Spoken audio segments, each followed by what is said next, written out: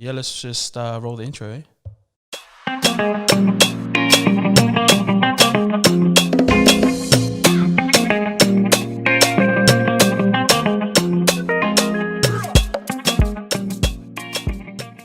Welcome to KIWA podcast, and so honoured and privileged to have my guest on today. She's a very well-known advocate and activist in our community. She's a mother, a wife, and just an all-round beautiful person, I guess. Oh, thank you.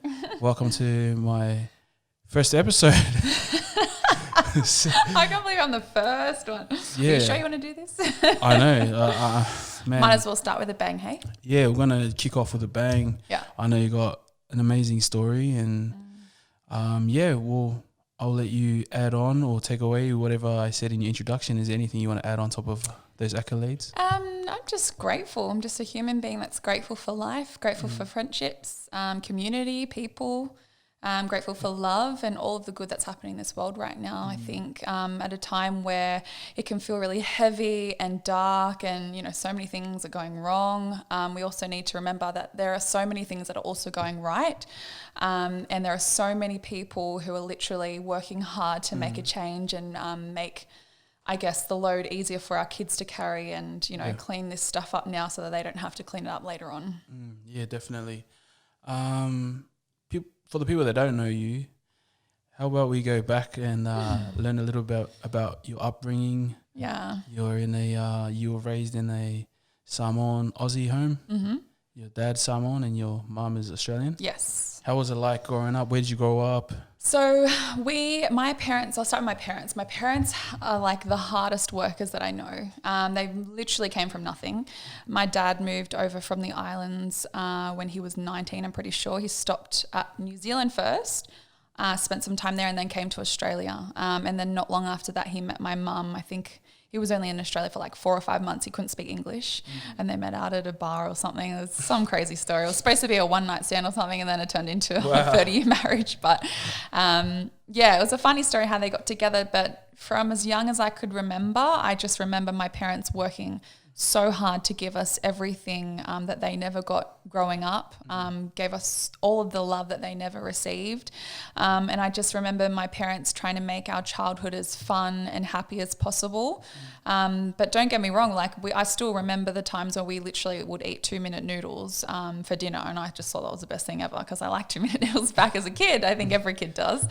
Yeah. But obviously now being older, having my own kids, you look back at that and realize there were some hard times that we had to go through. And I'm sure, even worse times that were going on that my parents were hiding from us as kids that they didn't want to let us see and the struggles that they had to navigate and get through. I have the utmost respect for my parents and how far they've actually gotten today, especially my dad, as someone who came from the islands from nothing, grew up on a plantation and gave everything over to his parents and the church and, just worked so hard to see basically nothing at the end of the day. And so that's, I guess, why he came here to Australia because he wanted a bigger and better life. And he knew that there was so much potential and he didn't want to just, do what he was doing back in the islands. I guess he could see more of a future for himself. And so, my dad came over and he's worked all different jobs. And I remember at one point my dad was working 3 different jobs throughout my childhood. We basically never really saw my dad.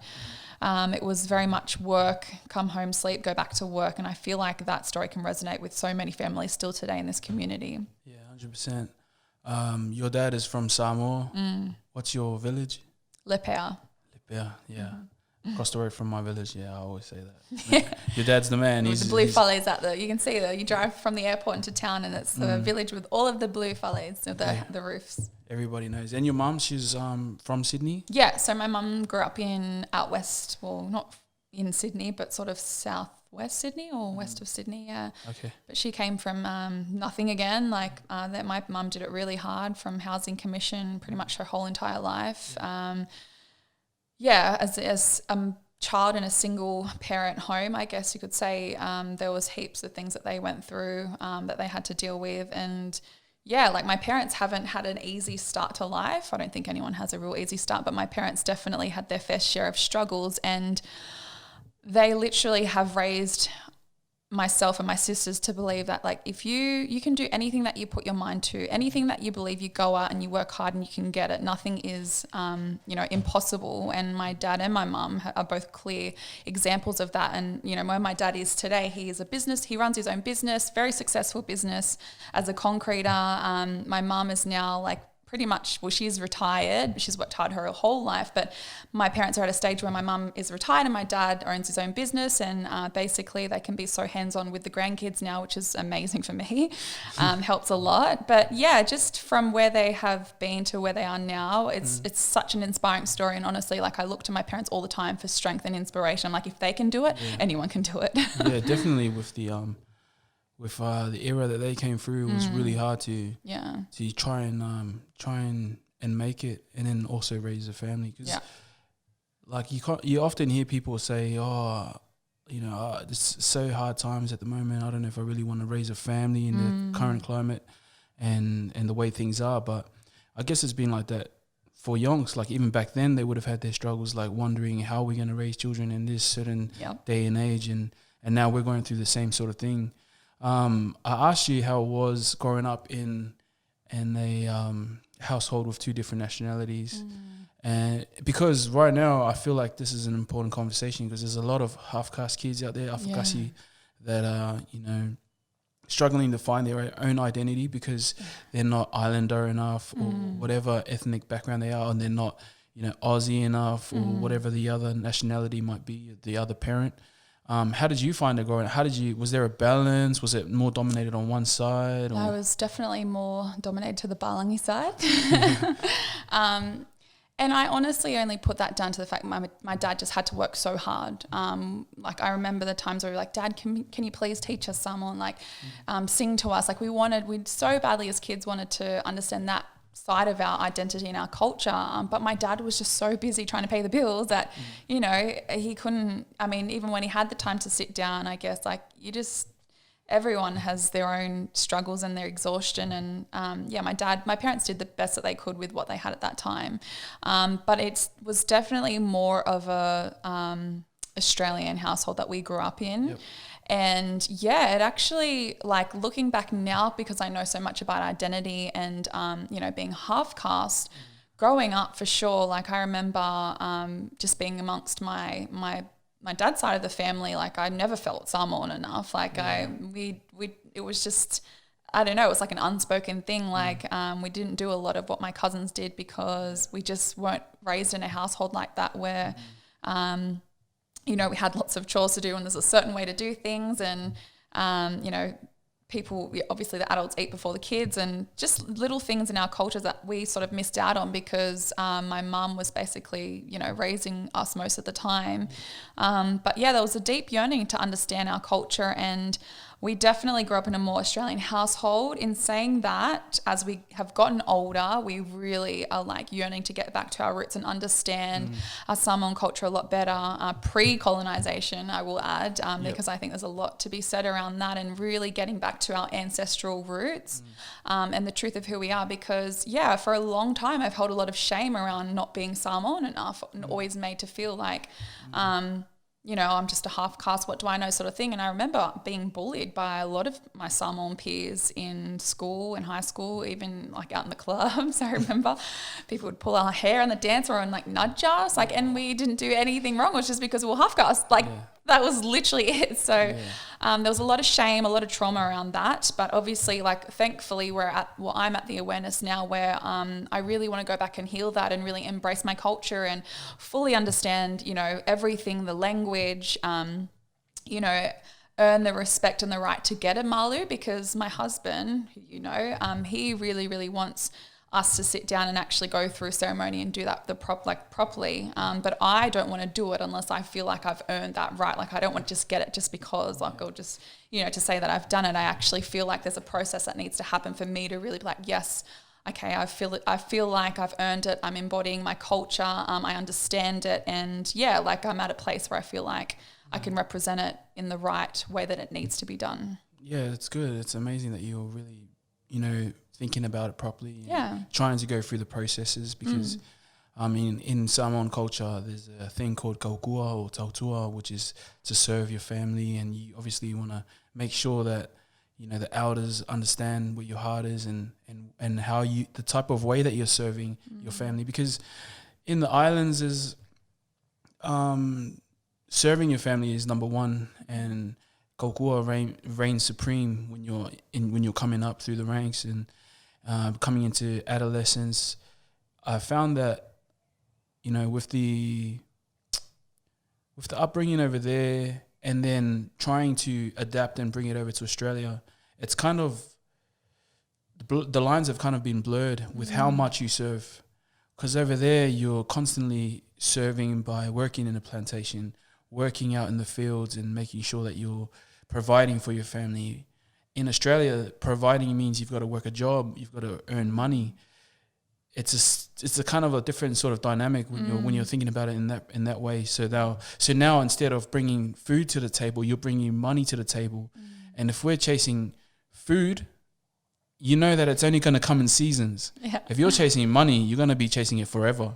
So there's this conversation going on right now with us youngsters. We're trying to find the balance in how we can serve our family monetarily in Australia and still kind of apply the same principles that we have back in the islands over here. Do you feel like that any of that was kind of come into your radar, or have you experienced any of that in the community? I've seen it all, like with my dad and how he was raised, and that's basically why he left, because he just felt like, he was serving his family, but to a point of just himself and like soul destroying, and he didn't have anything to like look forward to. And I also see it with my husband, but not in that sort of sense. I see it as like a deep yearning to like take care of his parents, because, you know, they've taken care of him, and he always says like he wouldn't have the career that he has if it wasn't for his parents, and I totally respect that and acknowledge that. So I've seen it in two different lights, like one where it's a real deep appreciation and respect, and the other one where it's come from exhaustion and just feels like he's a slave to the family, basically. So I think that it's a beautiful thing. Like, I think that it definitely we can carry that into how we raise our kids, and there's a certain aspect to it, but there's also a part that can be pushed a bit too far where the kids feel like it's not serving their growth and their potential, I guess. I don't know how to sort of say that, but in a right way that will come across. But there's definitely a way to do it. I think there's, you know, a point where it can be done too far or too much, where it's at the cost of someone's soul, basically. And 100%. Yeah, I mean, I've seen it, you know, within our community time and time again, and it's still happening now. So I really feel that it's important that this conversation is flowing, so that we can get to the core and strip it all back and find that balance, because it's something that you can't really take away, because if you take it away fully, you kind of lose the essence of who we are as a people. Samoans serving and being there for our elders, same as the elders serving and being there for the children. We just got to make sure that we find a common ground, you know, and in between somewhere where it can exist. I agree. I think, like I said, like there's a time and place for it, and it's a beautiful part of our culture, because we're all about family, and, you know, we ride or die for our family. But at the same time, I see a lot of suffering because people feel like they've got to give everything over to the family at the cost of themselves. So, it's definitely a conversation much bigger than I can have, obviously. But, I've seen both sides, and I feel like that's, you know, why it's so important to have this podcast and, you know, get other people on so we can actually talk about this and not just sort of sit back and, hide away in silence. Actually bring these conversations to the forefront so we can actually get somewhere and learn and grow and help each other evolve. Exactly.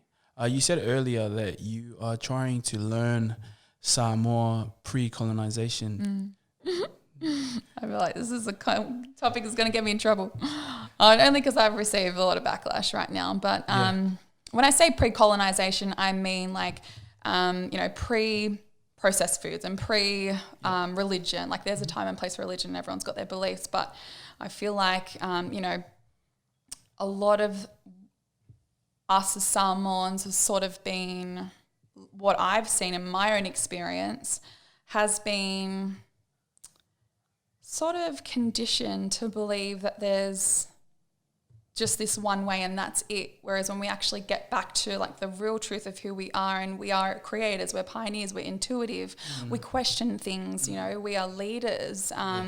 You know, we always felt connected to nature and understood that like so deeply. And I feel like what we've seen coming through in terms of like health statistics, like how, you know, the obesity and the heart disease and the suicide rates, like something has gone wrong here, and we actually need to look at, you know, what's happened in our timeline and go back to, pre-colonization. I think is a conversation that we all need to start to have and not be afraid to speak about it. And, you know, I've copped my fair share of backlash and been told that, you know, what do I know? But what I know is like I for sure, you know, was a byproduct of colonization, but I stopped to really actually think about it and, you know, how our ancestors lived and what we've come from and how we used to, you know, the ceremonies and things that we used to do that were then, you know, basically called a sin because that's what was written in the Bible. I'm a person that questions everything.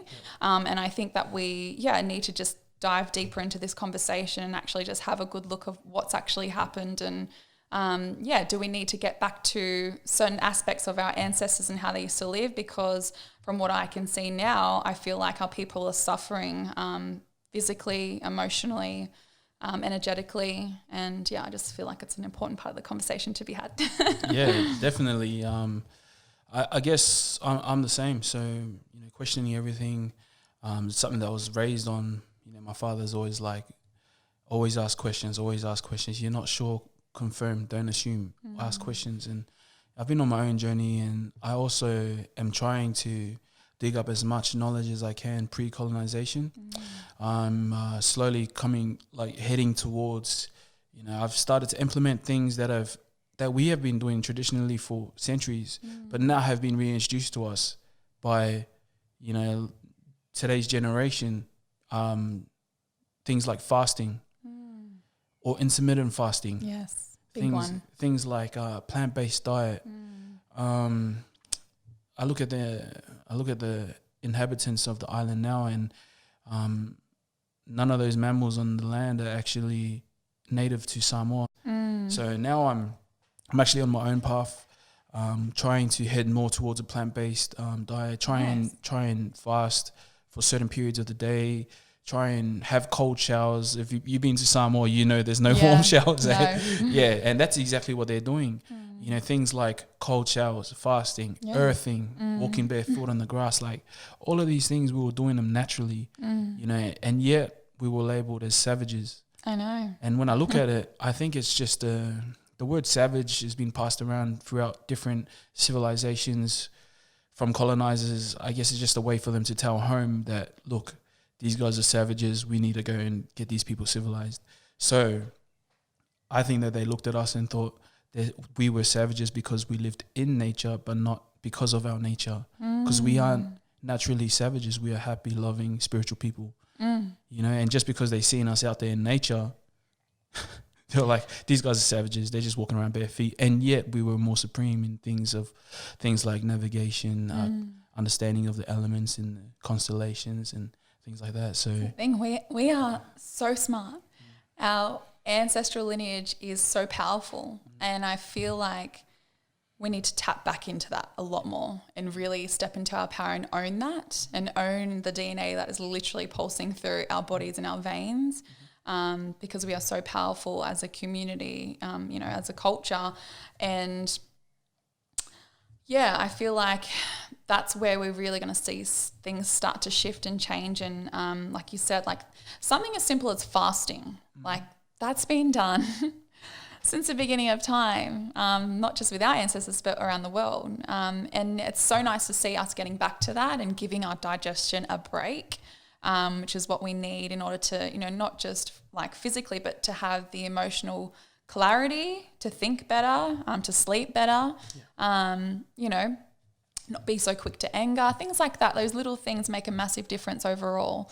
And so, I see a new wave of, you know, a lot of Polynesians coming through and getting back to that, which gives me so much hope. And also I see it triggering a lot of people, because a lot of people, I feel like they don't don't want to go there. They're a bit too like, you know what it feels like when you're safe in your comfort zone, you're just in your little bubble. It's like, oh, I don't really want to step outside of this, but we need to step outside of it, especially if we want to do something about the suicide rates, about the, you know, the health statistics that we have right now in our Samoan people. We have to actually step outside of our comfort zone and get comfortable being uncomfortable and definitely having these hard conversations. Yeah, definitely.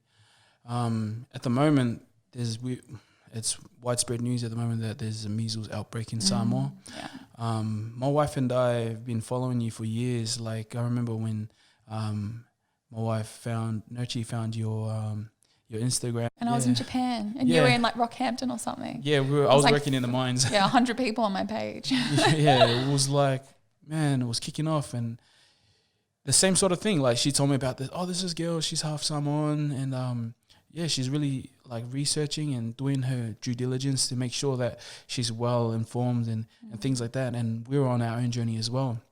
But when I thought about you, I was like, man, what Samoan girl's going to be talking about something that's going to spark my interest? Because I'd been like following things in and out of the rabbit hole since I was in high school. Yeah. And I was like, there's no way. Like, I just already had in my mind, like, there's no islander I can talk to. No, especially Samoans. They'll be like, you're crazy, man.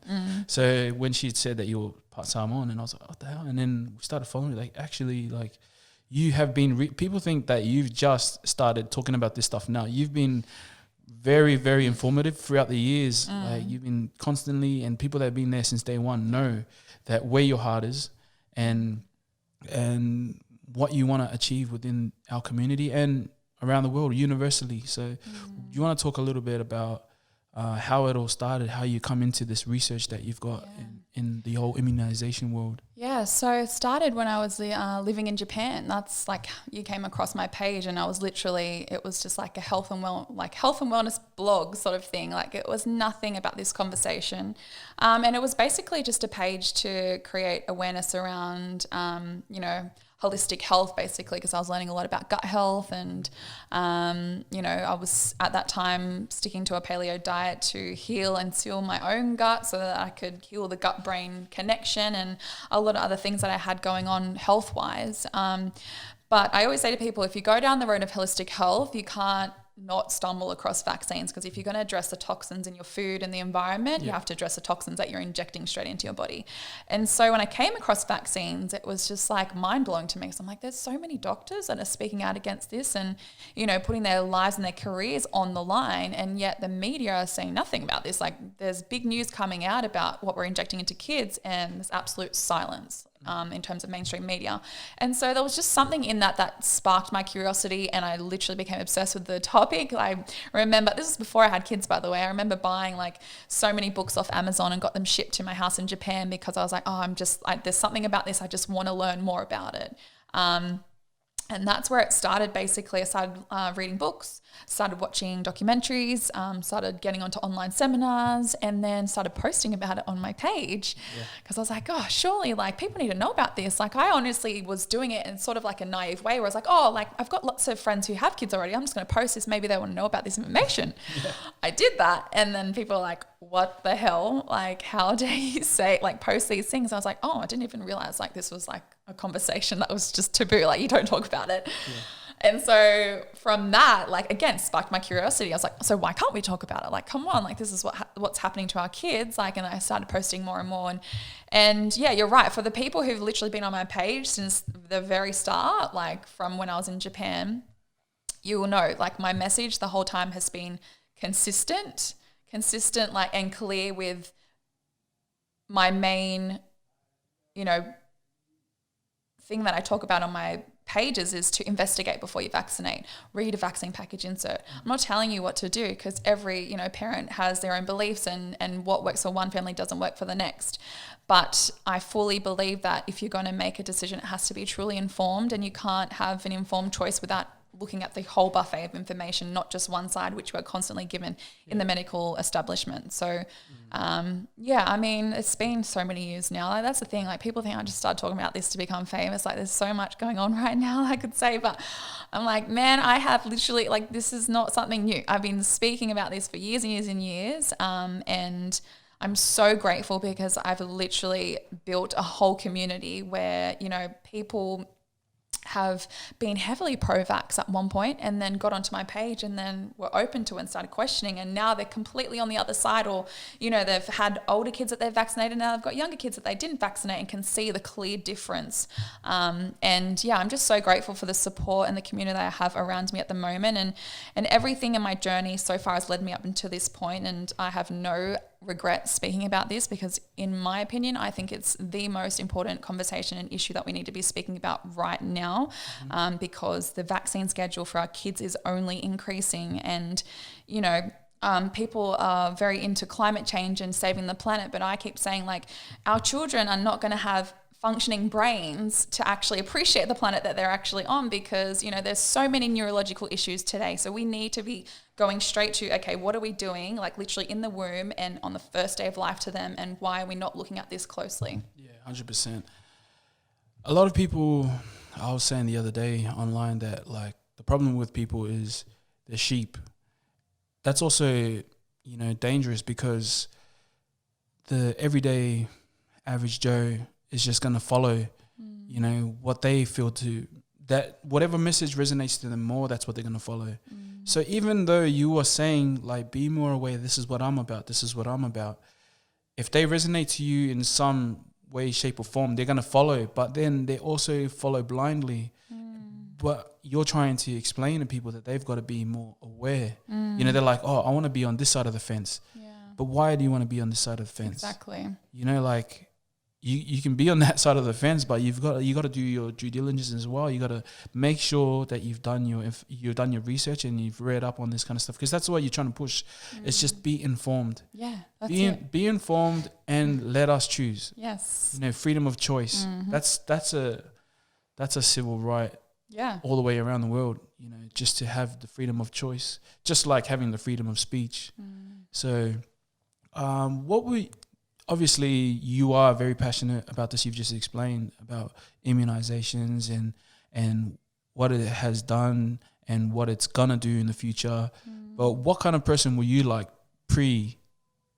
So I was a total sheep, like so mainstream mindset, did not question anything, believed everything the media said. And that's why I have compassion and empathy for people who come at me 24/7, like the trolls, because I used to think exactly how they thought. I was a vaccinated child. My parents vaccinated me and didn't question anything. And I vaccinated myself. I got, the HPV vaccine, and I chose to get the flu shot at work. So it's only recently that I've really started to question this. The majority of my life I've been pro-vax. So I can empathize with the people who come onto my page and share what they, their beliefs and what they feel. And I also realize that there is, hope that people actually lean into this and question it and realize, like, whether you want to vaccinate or not, it's about an informed choice. Like, that's the thing. Make sure you're informed and make sure we always have a choice. Yeah. And I just want to speak to the whole, like, sheep thing, because I think, there's a lot of conversation I see all the time from both sides. Like, this side will tell us we're sheep and the other side will tell us we're sheep. And I don't feel like it's a constructive way to speak about it, because no one wants to be shamed into thinking like, oh, we're just dummies over here. Yeah. I think, it's obviously the easier way to just take what someone else has said and just go with that. You have to actually take back responsibility, whatever side of the fence you are on, because I've seen people who are anti-vax who haven't done any research and just like crossing their fingers and like, okay, well, what do I do now? My child's got a fever or whatever. I'm like, no, actually, if you're not going to vaccinate, you also still need to do the research and make sure you make an informed choice, and realize that, if your child was to present with something like measles, like, you need to be able to recognize it and like know how to quarantine and treat effectively. Like, there's a lot of research that goes on to this side of, the fence and how we live our lifestyle. It's not just don't vaccinate and cross your fingers. And this is what I'm always telling parents, like, educate yourself, research. We have so many resources at the tip of our fingers, mostly for free. Yeah. So there really is no excuse. Like, honestly, I believe that there is no excuse why we shouldn't be looking into this. Yeah. So you spoke about the way that you approached the whole conversation pre, where you are now. What about the lifestyle you were living back then? So toxic.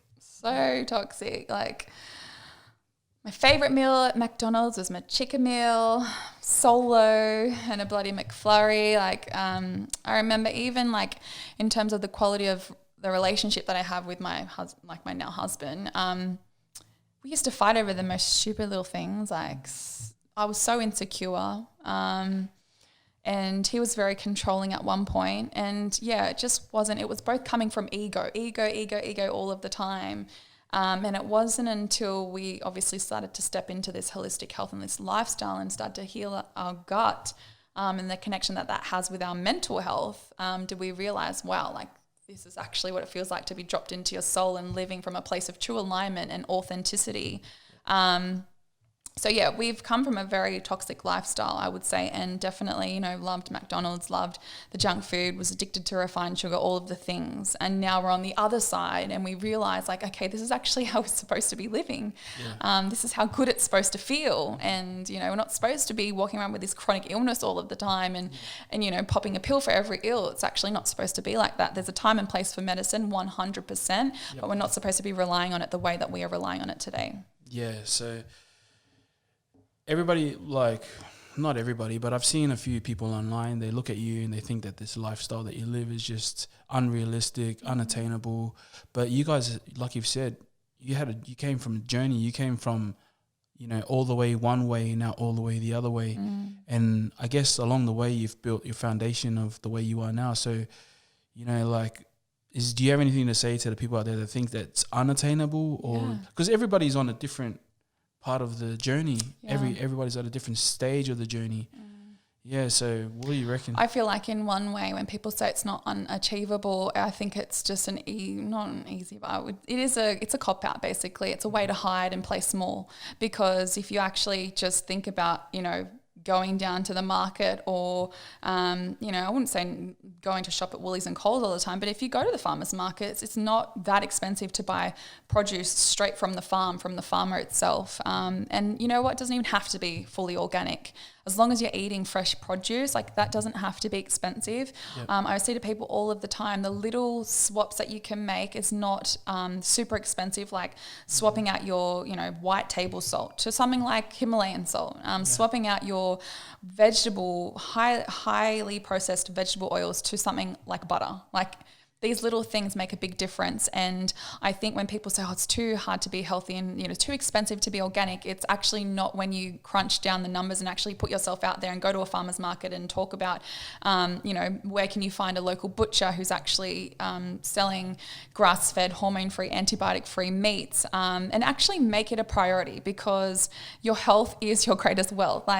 We cannot function if we're not healthy. And, there's this saying, like, if you think health is expensive, try being sick, try being at the hospital all the time, try being on all of this medication, try being, at specialists. This is not for free. Like, you've got to pay money to see specialists and rely on the pharmaceutical industry, I guess, to make you healthy, which is not a cure. It's a Band-Aid fix. And we need to really put it into perspective and realize that, if we don't have our health, we have nothing. We can't be there for our family. We can't be the good parent that we need to be. We can't be, a wife or a husband, and actually realize that health is where it's at, and that's where our priority needs to lie.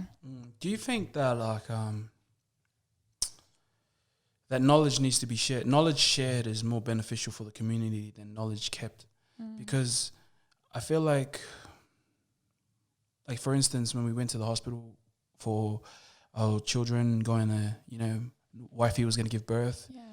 Like a lot of the women, I'm not bashing women at all, because I think without women, where would we be? Honestly, But like I've seen, they've come into the hospital getting ready to give birth. They're basically just laying on the table like, take me, and save me. They're actually, women are blessed with this power, this untapped power that is unmatched, I would say, in this world, and they're not using it because of that fear. That fear. They don't have that knowledge of who they are, who they truly are, how they can heal. I think that kind of translates in all aspects of life, that if we had the knowledge of what foods are medicine for us, then we could equip ourselves and build our immune system, build our health, our gut health. But because we don't know, we're just going like, there's a doctor for everything now. Yeah, we're outsourcing everything. And